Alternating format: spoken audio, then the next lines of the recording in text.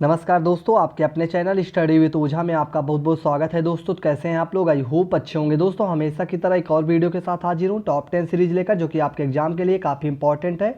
तो चलते हैं, देखते हैं कि आप लोगों की जीएस की तैयारी कैसे चल रही है और आप लोग टॉप 10 क्वेश्चनों में से कितने क्वेश्चन का आंसर कर पाते हैं। और दोस्तों मैं बहुत जल्दी आप लोगों के लिए हिंदी का टेस्ट सीरीज भी लाने वाला हूं। तो आप लोग इस चैनल में अगर नए हैं तो चैनल को जल्दी से सब्सक्राइब कर लें, जिससे कि आपको नोटिफिकेशन मिलता रहे। ठीक है, तो चलते हैं, शुरू करते हैं, देखते हैं आज का पहला क्वेश्चन।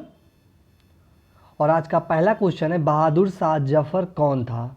तो आप लोगों को इसका आंसर बताने के लिए 5 सेकंड का टाइम है। ज़्यादा टाइम चाहिए तो वीडियो को पॉज कर सकते हैं। तो जल्दी से इसका करेक्ट आंसर हमें कमेंट बॉक्स में बताइए। और इसका सही आंसर जाता है ऑप्शन नंबर सी, अंतिम मुगल शासक थे। बहादुर शाह जफर कौन थे? तो ये अंतिम मुगल शासक थे। और ये जो कि उर्दू के माने जाने शायर भी थे। और इन्होंने 1857 का जो प्रथम भारतीय स्वतंत्रता संग्राम में भारतीय सिपाही का नेतृत्व किया था दिल्ली से। ठीक है, याद रखना इंपॉर्टेंट है।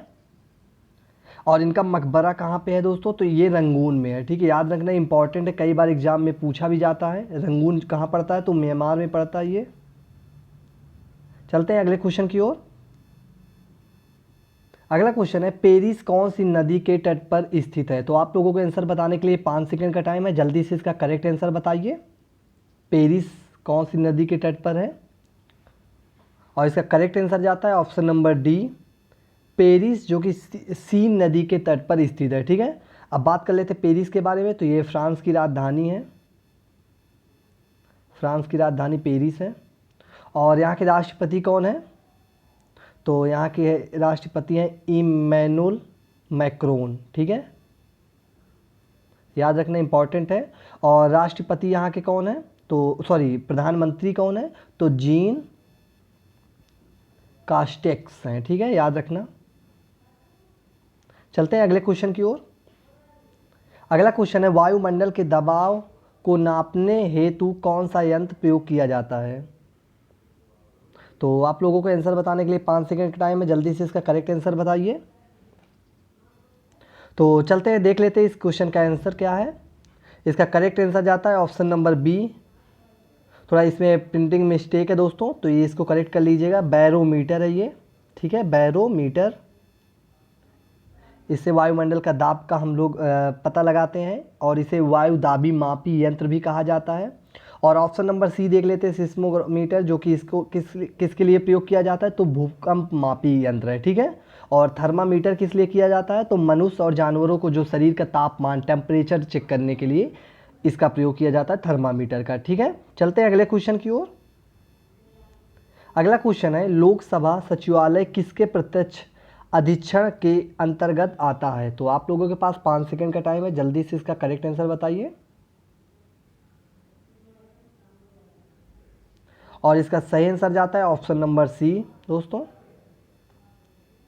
लोकसभा सचिवालय प्रत्यक्ष अधीक्षण के अंतर्गत किसके आता है? तो लोकसभा के अध्यक्ष के अंतर्गत आता है। ठीक है, जो कि दोस्तों स्पीकर लोकसभा का अध्यक्ष होता है। इसी कारण सचिवालय के जो अधीक्षण का अधिकार जो होता है वो लोकसभा अध्यक्ष के अंतर्गत आता है। ठीक है, इस समय बात हो रही है दोस्तों लोकसभा के अध्यक्ष के बारे में। तो कौन है इस समय अध्यक्ष? तो इस समय है ओम बिरला। ठीक है, चलते हैं अगले क्वेश्चन की ओर। अगला क्वेश्चन है, संसद में प्रस्तुत एक विधेयक कब अधिनियम बनता है? तो आप लोगों के पास 5 सेकंड का टाइम है। जल्दी से इसका करेक्ट आंसर बताइए। और इसका करेक्ट आंसर जाता है ऑप्शन नंबर ए, राष्ट्रपति के सहमति के बाद क्या होता है? वो अधिनियम बनता है। ठीक है, संसद के दोनों सदनों में मतलब पारित होता है, या लोकसभा या राज्यसभा में। उसके बाद क्या होता है? वो राष्ट्रपति के पास जाता है, और राष्ट्रपति उसमें सिग्नेचर करके उसको क्या कर देते हैं? अधिनियम बन जाता है। ठीक है, चलते हैं अगले क्वेश्चन की ओर। अगला क्वेश्चन है, उच्च न्यायालय सॉरी दोस्तों, उच्च न्यायालय सदैव एक मुख्य न्यायाधीश और डॉट डॉट डॉट से मिलकर बनता है। तो आप लोगों के पास आंसर बताने के लिए 5 सेकंड का टाइम है। जल्दी से इसका करेक्ट आंसर बताइए। और इसका करेक्ट आंसर जाता है ऑप्शन नंबर सी, ऐसे अन्य न्यायाधीशों जो कि राष्ट्रपति निर्धारित करे। ठीक है, चलते हैं अगले क्वेश्चन की ओर। और इस समय मुख्य न्यायाधीश हमारे कौन हैं? तो अरविंद बोबडे जी, जो कि इस समय हमारे मुख्य न्यायाधीश हैं। चलते हैं अगले क्वेश्चन की ओर। अगला क्वेश्चन है, एक राज्य के राज्यपाल की पदावधि क्या है? तो आप लोगों के पास 5 सेकंड का टाइम है, जल्दी से इसका करेक्ट आंसर बताइए। तो राज्यपाल का जो कि कार्यकाल पूछ रहा है कितने सालों का होता है, और इसका करेक्ट आंसर देख लेते हैं। तो ऑप्शन नंबर ए अगर आप लोगों ने आंसर दिया तो बिल्कुल करेक्ट है दोस्तों, 5 वर्ष का होता है। बात कर लेते हैं इसकी नियुक्ति। तो नियुक्ति इसके कौन करता है? राष्ट्रपति जी करते हैं नियुक्ति। और अगर पद से हटाना चाहे तो वो भी कौन करते हैं? तो राष्ट्रपति जी ही करते हैं। ठीक है, चलते हैं अगले क्वेश्चन की ओर। अगला क्वेश्चन है, भारत का संविधान भारत का वर्णन करता है। तो 5 सेकंड का टाइम है, जल्दी से इसका करेक्ट आंसर बताइए कि भारत का संविधान जो है भारत का वर्णन कैसे करता है। तो दोस्तों इसका आंसर देख लेते हैं। आर्टिकल 1 में दोस्तों ये कहा गया है आर्टिकल 1 में कि भारत जो कि राज्यों का एक संघ होगा। ठीक है, इसका correct answer option number B है। ठीक है, ये कभी कभी ऐसे पूछ लेता है कि राज्यों के जो कि भारत राज्यों का संघ है किस आर्टिकल में निहित है? तो आर्टिकल 1 में है, याद रखना इंपॉर्टेंट है। चलते हैं अगले क्वेश्चन की ओर।